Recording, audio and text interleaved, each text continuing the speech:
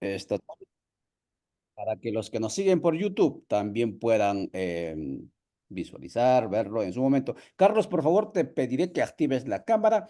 Hoy es martes 5 de marzo. El tiempo va corriendo. Aquí por Centroamérica son las 6:01. Vamos a dejar de compartir la pantalla para que usted lo pueda visualizar.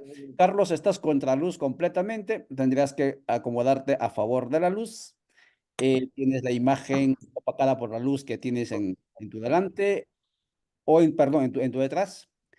Y mientras tanto, ¿qué ocurrió un 5 de marzo en el mundo? Pues a ver, hoy es 5 de marzo y hoy el mundo celebra el Día Internacional contra o de concientización, digamos, contra la proliferación de las armas de destrucción masiva.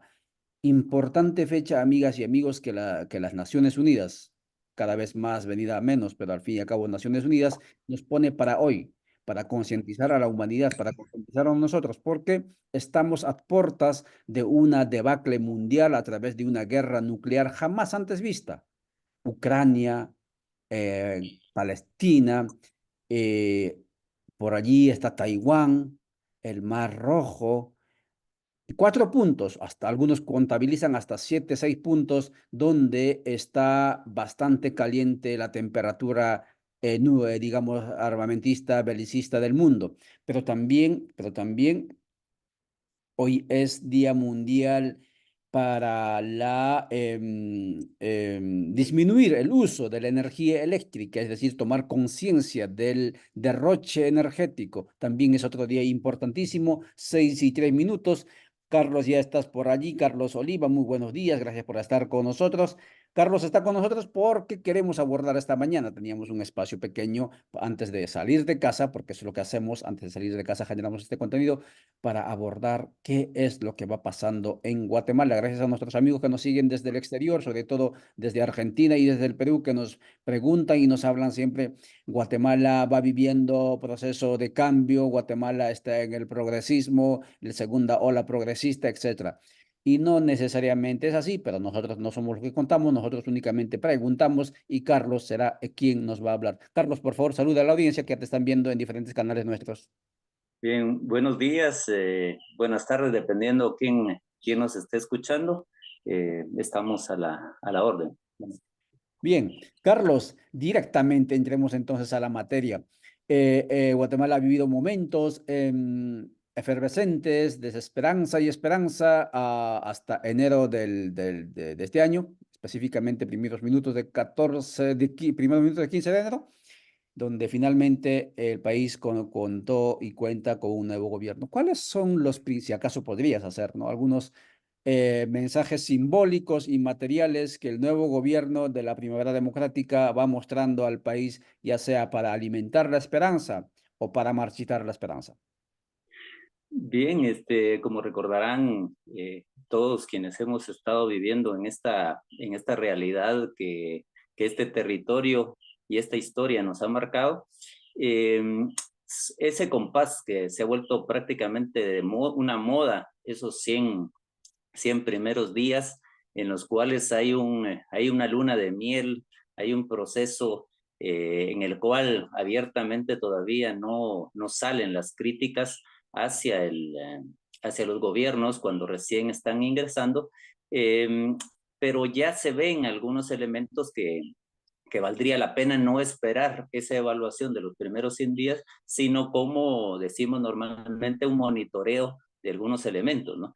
Pero recordemos a nuestros compañeros que nos están escuchando y viendo que había un pensador que decía que más que animales racionales, los humanos somos animales simbólicos, ¿no? Entonces, nos estamos manejando como seres psico-bio-comunitarios, es decir, que tenemos pensares, que tenemos sentires y tenemos actuares dentro de una comunidad, pero que ya se ven algunas molestias, ¿no? Como la parte de la campaña, que sí fue campaña, aunque el presidente hubiera dicho un error el haber dicho que no era parte de la campaña, esa lucha contra el grupo organizado llamado CACIF para los compañeros del sur, que es la Cámara de Industria, Comercio, Finanzas, que tiene prácticamente, son las familias que han gobernado este país prácticamente desde la colonia, ¿no? Eh, Aunque por supuesto ya con este nombre ya es del siglo XX, pero han sido las familias que han agarrado este país como su finca, ¿no? Entonces, ese matrimonio, se pudiera decir, que se ha dado, en vez de la parte que se había dicho en campaña, que iba a ser una crítica de sacarles de los espacios de gobierno, ha quedado en desdicho porque en la práctica vemos que muchos de ellos están participando dentro del gobierno. Nos recordaba ahí un pensador que para muchos de nuestros compañeros que nos están viendo recordarán como es Gramsci, que nos decía que cuando la derecha no te critica, tenés que tener cuidado y tenés que estar atento porque es señal de que la estás fregando, pues estás del lado de ellos cuando no te critican, ¿no? Entonces, cuando te critican es porque lo estás haciendo bien.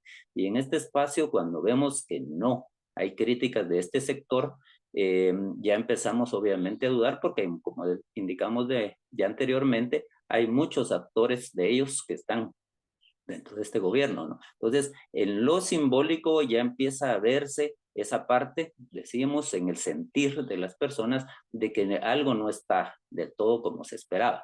Y además con las amenazas de lo reciente de que se va a otorgar las licencias para minería de cielo abierto, cuando sabemos que esa es de las más dañinas para nuestra madre tierra, ¿no? Y en este caso es prácticamente abrir una herida enorme en nuestra identidad incluso, ¿no? Entonces ya sabemos que nos han secuestrado ríos, que se nos ha secuestrado muchos de nuestros recursos y que en este caso es uno más, ¿no? Entonces es parte de lo que todavía en este compás de estos 100 días todavía está por verse quién se gana, mejor dicho, porque recordemos que el Estado es un espacio en disputa, ¿no? Es un territorio, hablándolo en términos generales, como nuestras compañeras ya habían hablado el día de ayer. Entonces, esta parte, como decimos, el Estado no solo es la clase dirigente, o en este caso la clase administrativa, que valga redundancia, va a estar en ese espacio gobernando o administrando los intereses de la clase en el poder, ¿no? Entonces, en este caso, el Estado, como vuelvo a decir, es un espacio en que tenemos que estar siempre en las calles, en los espacios públicos, recuperando y recordando quién es el soberano, ¿no? Recordemos que el pueblo es el soberano y por lo tanto es él quien debiese estar, en este caso, en el proceso y por supuesto los gobernantes debieran entrar en lo que llamamos parte del buen vivir, que como todos sabemos, es ese poder obediencial que encontramos tanto en nuestros compañeros zapatistas como nuestros compañeros en el sur, en el Tahuantinsuyo, que nos recuerdan eso, que es mandar, pero mandar obedeciendo al soberano, que es el pueblo. Entonces, no sé si hasta Muchas, ahí vamos. excelente. Muchas gracias, Carlos. Estamos tomando el pulso de la sensación térmica, de la esperanza y desesperanza que podría estar generando el nuevo gobierno estrenado el 15 de enero del presente año. Bernardo Arévalo aquí en Guatemala y nos deja entonces el mensaje de que somos animales simbólicos y por lo tanto las actitudes simbólicas del gobierno actual van mostrando por dónde va a ir y por lo tanto no hay que esperar los 100 días, sino hay que estar preparados para lo que él decía, Carlos, ¿no? Las calles, la acción. Carlos, vayamos contigo a la segunda cuestión. Estamos celebrando, o celebrando no, sino estamos en el día establecido por las Naciones Unidas para la concientización contra la proliferación de armas de destrucción masiva. El mundo va viviendo neonazismo. Ucrania no lo digo yo, lo dicen la gente de Donbass y toda la gente de Ucrania, el resto, ya desde hace una década. El mundo va viviendo genocidio, como es el caso de Israel. Pero el presidente Arévalo, un presidente que ha sido y gobierna sobrevivientes a 2 genocidios en Guatemala, el último incluso con armamento y estrategia norteamericana y sobre todo israelí, Se fue a Múnich, Alemania, a saludar, a estrecharle la mano al presidente genocida de Israel y al neonazi de Ucrania. Y sin embargo, el 2 de marzo pasado hubo la octava reunión de la CELAC y Guatemala estuvo ausente. ¿Cómo se lee Claro. esto? Sí, de igual manera, como decíamos anteriormente, en este espacio simbólico que es ese espacio público que para algunos la política también es seducción, es orientación de voluntades, o sea, no solo el ejercicio del poder como tal, sino que también esa construcción, diríamos, simbólica de lo que debiese ser una coherencia entre el pensar, el sentir y el actuar, ¿no? Pero vamos a encontrar en algunos casos como esto que no podemos alejarnos de la parte histórica y recordemos que el semitismo es mucho más que los pueblos hebreos, que es una pequeña fracción del mundo semita, ¿no? Y que ellos se han apropiado del término, aunque propiamente, como diríamos, son pueblos que están ligados a una ética de la vida, un núcleo ético mítico, se recordarán todos nuestros compañeros, en el libro de la vida, que para muchos es el libro de la muerte, pero donde en Egipto ya se planteaban hace 5.000 años que para poder merecerse uno la vida eterna tenía que dar de comer al hambriento, dar de beber al sediento, una barca al peregrino, redimir al cautivo.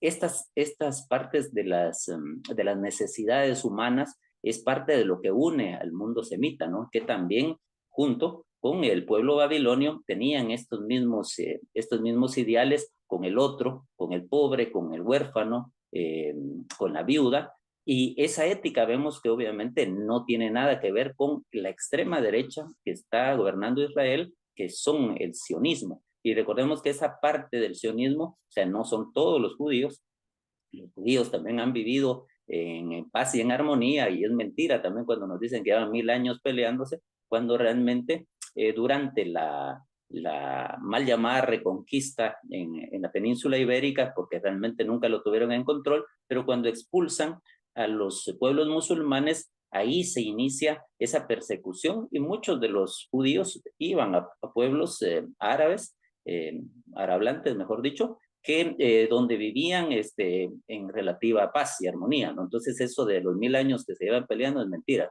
Entonces ellos han querido manejar como si fuera religioso el problema cuando el problema es político, o sea, se debe de respetar el derecho internacional, ¿no? Hay un pueblo que ha invadido al otro sistemáticamente con el apoyo. Recordemos que el sionismo es construido por cristianos ingleses y junto con, por supuesto, con esta extrema derecha judía, que muchos de ellos, obviamente, su Dios es el capital, o sea, su Dios no es el mismo, o sea, genéticamente no pertenecen a ese espacio. Se ha comprobado que entre un 3 o un 5% genéticamente de los que viven en Israel son originarios de ahí. El resto, como sabemos, es gente que se convirtió al judaísmo en Europa y que se fueron por ese mismo proceso de evangelización, identificando con un imaginario también simbólico de creerse que su territorio imaginado, que era ese territorio de la Palestina, ¿no? Cuando sabemos que eran los pueblos, obviamente, que vivían ahí muchísimo tiempo antes, ¿no? Pero volvemos, esta parte llega a ser, recordemos que cuando Guatemala, después de la Revolución del 44 y cuando en el 48, después de la Segunda Guerra Mundial, se empieza a formar el Estado de Israel, contribuye el gobierno revolucionario y dentro de sus embajadores, tanto la familia García Granados como en este caso el padre de nuestro presidente, se involucró con este proceso que era formar dos estados, ¿no? Pero que entendemos que solo se fue construyendo el estado que querían, tanto los gobiernos capitalistas de querer tener en el ombligo del mundo islámico una base, ¿no? Y por eso van construyendo el sionismo, un estado genocida, de apartheid, o como le pudiéramos llamar, un gran campo de concentración que han hecho en Gaza, ¿no?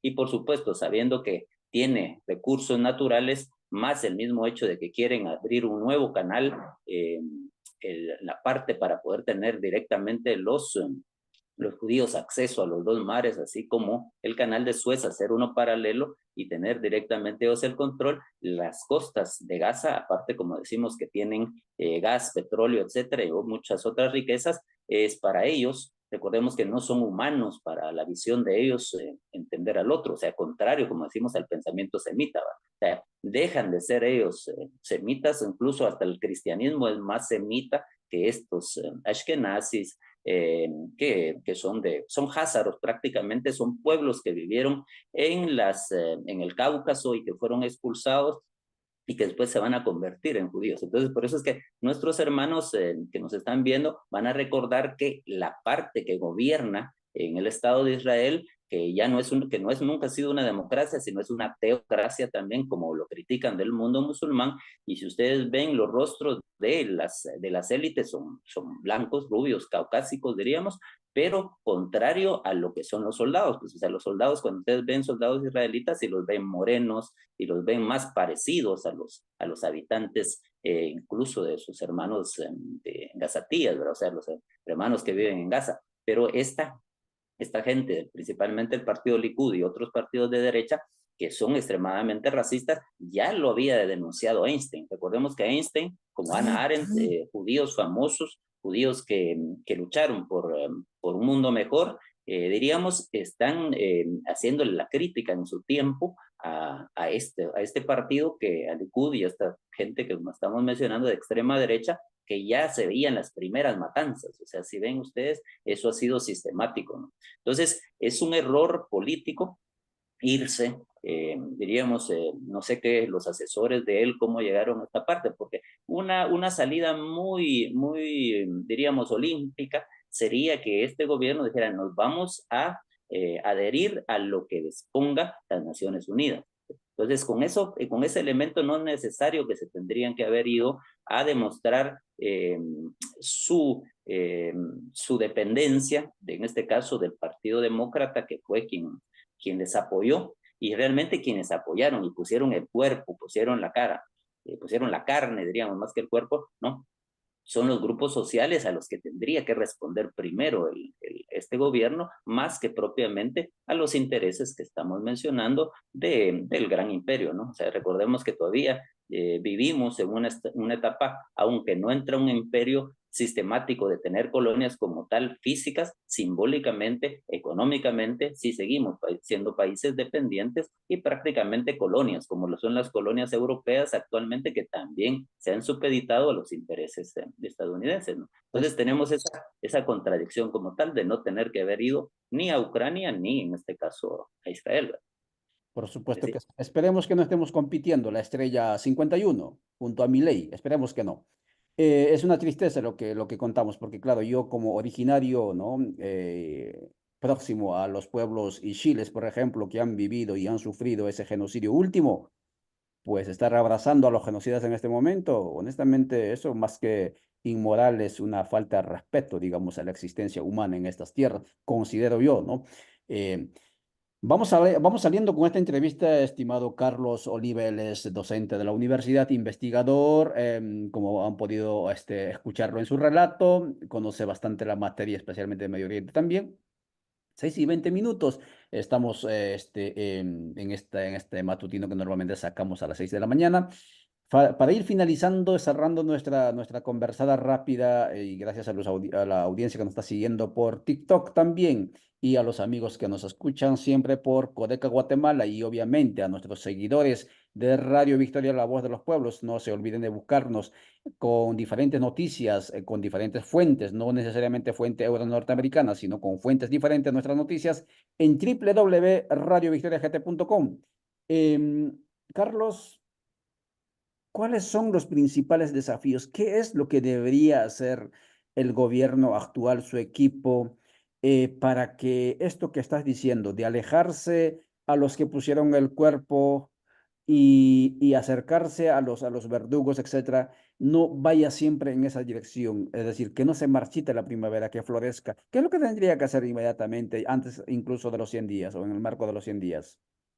Yo creo que tendría que entrar a un gran pacto nacional, casi como, no, así como existe el pacto de corruptos, también tendría que, y se existió, no sé si todavía estabas presente en Guatemala cuando se hizo un intento de un pacto fiscal que incluía, obviamente, cómo se iba a recaudar el dinero, pero también cómo se iba a invertir ese dinero, y que fue un gran consenso a nivel nacional y que en esa medida fue que se fue construyendo una agenda, pero lamentablemente no se cumplió, ¿verdad? De igual manera, no se cumplieron los acuerdos de paz y que los acuerdos de paz que antes eran prácticamente un techo, ahora no llegan ni a un piso, ¿no? O sea, no es ni la agenda mínima que tendríamos que tener en inversión social, etcétera. O sea, no gasto como ellos todavía lo siguen viendo. Entonces, ahorita tenemos un grupo que podríamos decir casi tecnócrata de que está manejando el gobierno y ese es parte del problema, cómo perciben ellos la misma política, o sea, ven la política como una forma de dominación, una dominación que ellos creen legítima sobre el pueblo, ¿no? Entonces, en esa visión ya empezamos mal, ¿no? Entonces, si no entendemos que la política, entendiéndola tanto desde la parte de ese incremento, ese fomento, de la calidad de vida de todos los seres humanos y por supuesto de todos nuestros hermanos no humanos que compartimos este planeta, ¿no? Entonces, este sistema de vida está en riesgo y por supuesto esa percepción no la tienen, ¿no? De igual manera perciben la política y la ética como separadas y que ellos tratan de ver ese divorcio, ¿no? Tienen que entenderse que esa misma, del momento cuando estamos hablando del incremento y el fomento de la vida, ya está incluida la ética en este concepto de política, ¿no? Que como decimos, no la ven de esa manera. Entonces tendríamos que estar recuperando ese pacto, tendríamos que estar recuperando esos procesos democráticos. Antes, por ejemplo, un ejemplo ahorita con los gobernadores es que se pudo haber pedido a estos grupos que fueron los que prácticamente apoyaron al pueblo, perdón, al gobierno, que debiesen, que fueran ellos quienes propusieran, primeramente por un año o dos, si se quiere, a los gobernadores y después, mientras se limpian los consejos de desarrollo, tanto a nivel comunitario, a nivel departamental, a nivel regional y a nivel nacional,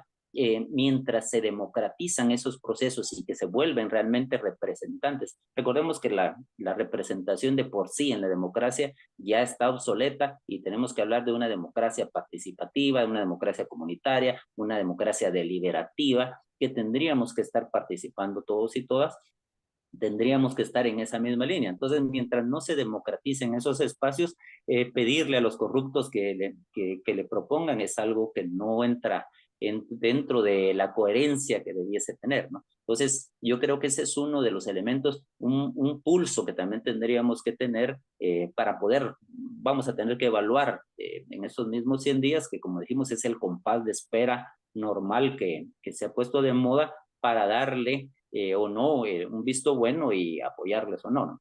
Y no, como decimos, tenemos que ir a recuperar los espacios públicos, parques, plazas y calles, por supuesto, ¿verdad?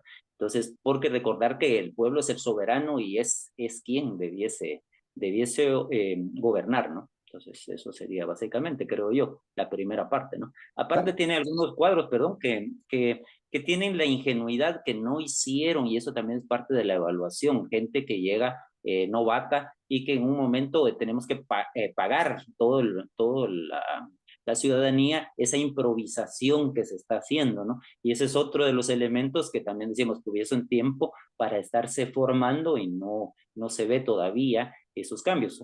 Recordemos que también el pacto de corruptos se está reorganizando y tiene, obviamente, no quiere ceder esos espacios y esa lucha sigue dándose. O sea, sabemos que en muchos ministerios han puesto estos recursos de crear sindicatos de esta gente corrupta, entonces vemos como una herramienta que es popular, como eso en los sindicatos, se ha vuelto una herramienta contra la población y en este caso para con el gobierno. Entonces, hay cuadros dentro de la sociedad civil que debiesen aprovechar todavía este gobierno más que buscar, en este caso, dentro de la vieja política, esta gente corrupta, ¿no? O sea, corrupto en el sentido de que creen que es su voluntad la que se debe de hacer, ¿verdad? Sí, Muchas sí. gracias, Carlos. Orlando Oliva conversó con nosotros en esta... Sigo, si no me decís, bueno, Ya entonces estaba creo yo que Sí, en esta entrevista matutina. Son 6:26 aquí por Centroamérica. Amaneció finalmente, obviamente en la parte sur, como Argentina, o en el caso de los que nos siguen, Euskal Herria, norte de lo que se llama Estado español, ya es en la tarde, a la 1 de la tarde, 2 de la tarde. Y Carlos nos deja entonces en el tintero, como siempre, temas absolutamente importantes. Dijo, poder como servicio, quiso decir, y no como sujeción. Importante eso, ¿no? Mandar obedeciendo lo que decía. Otro elemento que nos deja es el tema de el gran desafío que tiene el gobierno. Ojalá y constante y para todos también. El reencantamiento entre la política y la ética. Creo que es fundamental ello. Y lo que también indicaba Carlos es el tema de tomar la conciencia de que la soberanía está en los pueblos y por lo tanto, si el poder político genuino no es ejercido, digamos, desde las instituciones públicas para los que fueron creados, el poder entonces tendrá que ir, o por lo menos la política, el ejercicio de la política tendrá que ir a las calles, a las plazas, indica él. Carlos, muchísimas gracias por tu tiempo. Nosotros volveremos mañana cuando sean las 6 de la mañana con una temática más que interesante. Mañana hablaremos sobre ecología y teología. ¿Qué tiene que ver esta situación de bueno, qué dice la teología y qué dice la reflexión teológica, digamos así, y los seguidores de las diferentes religiones o iglesias sobre la situación crítica del planeta? Mañana, entonces nos veremos. Hasta entonces. Gracias, Carlos. Nos veremos. Chao, chao.